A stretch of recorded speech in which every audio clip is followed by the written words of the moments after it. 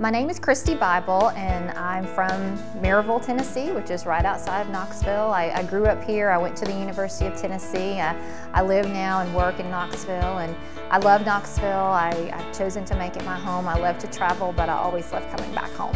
My name is Kenny Baker, and I'm founder and co-owner of My Body Kinetics, a personal training studio here in Knoxville. I have a wife, Ashley, and two children, Ella and James. My name is Shelly Ellis Farrell. I'm originally from Loretta, Tennessee, tiny little town in Middle Tennessee. I came to Knoxville to go to UT, proud UT graduate, go Vols. And currently I work at News Talk 98.7. I produce the Phil Williams Show, one of the most fun jobs anybody could ever have. My name is Val Keene. I'm a registered interior designer in the state of Tennessee. I work with Contract Furniture Alliance here in Knoxville as the operations manager. I live in Oak Ridge with my wife and my two young boys, Adler and Drayton. My name is Christy Napper. I am marketing supervisor for a local professional services firm, LBMC. My husband Wade and I have two children, ages 4 and 2, and we met at Maryville College and decided to call Knoxville home after that.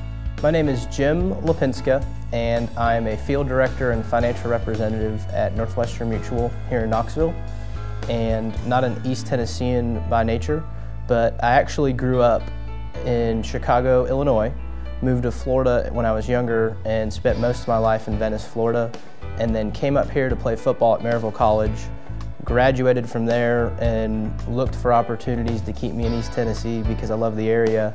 My name is Katie Love Hall, and I am a childhood leukemia survivor. I was diagnosed when I was 3 years old and been in remission since I was 7, so 23 years as of January. My name is Mike Akers. I am a consultant. My specialty is finance, accounting, or running companies that are in distressed situations or that are stressed or that just want to go to the next level. My name is Kelly Butler. I'm a stay-at-home mom of 3 little girls, Hutton, Griffin, and Greer, and I'm married to a wonderful man, Greer Butler, who we live here in Knoxville, Tennessee, and we have a medical surgical device company. I became a candidate because my dad was diagnosed this past October with multiple myeloma, which is one of the forms of leukemia and blood cancer. And I just felt the passion to do that for him, and this is something that I can do for him, and we can go through this journey together. When I saw the opportunity to help out, it was something that I felt called to do, and because it came so strongly recommended from Christine Bell, a good friend of mine, I felt the need to do it. It just felt like the right thing to do at the right time. I have always been someone that takes care of people. Maybe it's from being the oldest child. And so I guess when you talk about being involved in such a great organization like this, it was really a good fit for me because I knew that it was going to be so rewarding to be able to do something to help others. I wanted to become a candidate because I have firsthand experience. In 1996, I lost a daughter who was 19 to leukemia. She had a bone marrow transplant, and things went well until graft versus host set in, and then she contracted a fungal infection and passed away. While my situation didn't turn out well, research is in favor of the folks that have leukemia or lymphoma now, and anything that I can do for them to prevent them from having to go the same route that I did, or my family did, it's going to be worth it. I wanted to become a candidate because of the obvious. I want to become a part of, or if I can contribute to finding a cure, adding more dollars for research to leukemia, lymphoma, blood cancers, any kind of vicious disease that causes such pain and heartache to not only the patients but their families. Cancer as a whole has been something that my family personally, my mother-in-law, my grandparents have both battled. So to me it was kind of a battle against cancer as a whole. Being a childhood leukemia survivor, I feel like no child should have to go through that. It's very intense and scary, and especially when you're so little, like the Boy and Girl of the Year, oh, the little short hair and the little faces, it was me.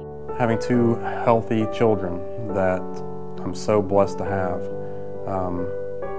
makes this worthwhile to help other parents and children who aren't so fortunate. It's beyond words. blessing I get when I see like Avery and Paul. They have such incredible personalities, and to see what their families have gone through, it's difficult even from, you know, an outsider looking in, so it means a great deal to me. I decided to become a candidate because I know that lives depend on it. I know children are my passion, and making sure they have the best foundation possible, which includes a healthy start to life. And knowing that leukemia is the most common cause of cancer for children and adolescents under 20, that's reason enough for me to rally support to raise funds for valuable research and to improve the quality of life for patients and their families. It's a wonderful feeling to know that you're doing something to make a difference. This is the first time that I've ever had to experience something like this on a personal level. I've been very fortunate. We've not had anyone in my family that's ever had leukemia, and now that my dad's been diagnosed with multiple myeloma, it's scary, and I can only imagine what a family with a small child is going through right now, especially if they don't understand, and even as adults sometimes we don't understand. So it's a very satisfying feeling to know that you're doing something to help someone else. Being able to read the progress in research that has taken place, where 40 years ago, only 3% of children who were diagnosed with leukemia actually survived, and now 9 out of 10 have survived because of the research. And then getting to know the families and the boy and girl of the year and seeing their faces and knowing that whatever amount of money that we raise is going to go towards helping prevent children like that from suffering and help them survive is really hard to put into words what that feeling's like. I have 2 healthy children at home, and I just couldn't even begin to fathom what it's like to go through the treatments or the process of dealing with this. And so to know that you're helping the quality of their lives, even the littlest amount, will make all this work worthwhile.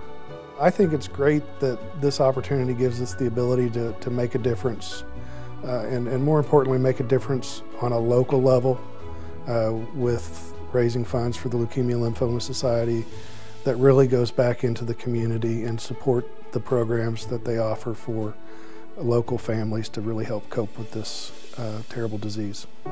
I was 3 years old when I was diagnosed, and 7, so my entire childhood was not being in school and being in clinics and getting radiation or bone marrow transplants, or being sick for the entire month of December and not seeing your friends or your family. It's scary, and for any kid or anyone to go through it, it's really hard. It's a tough journey, and to have a doctor tell you that your child's going to pass away is the worst day of your life. No parent ever wants to stand in that spot. So if I raise $1 that prevents some other parent from having to stand there, then it was all worth it. I lost my dad to lymphoma, so I'm doing this for him. Sometimes when families are going through this, it's hard to put into words what the smallest gesture can mean. My mother was diagnosed with multiple myeloma, and she fought her battle for 5 years. And to prevent her from even going in the hospital, they trained my sister and I in how to administer chemo. And we administered chemo to my mother. She took it 7 days straight, once a month, for years. And I lost my mom, sadly, 5 months before I walked down the aisle. And a hard part of this is she wanted to survive, not really for herself, but to see her children get married, but especially to see the faces of her grandchildren. And she never got to meet my 3 little girls. But I keep her memory alive by doing and participating in things such as Leukemia Lymphoma Society and their fundraising efforts and all the creative ways that they pull us together to help keep our family members alive.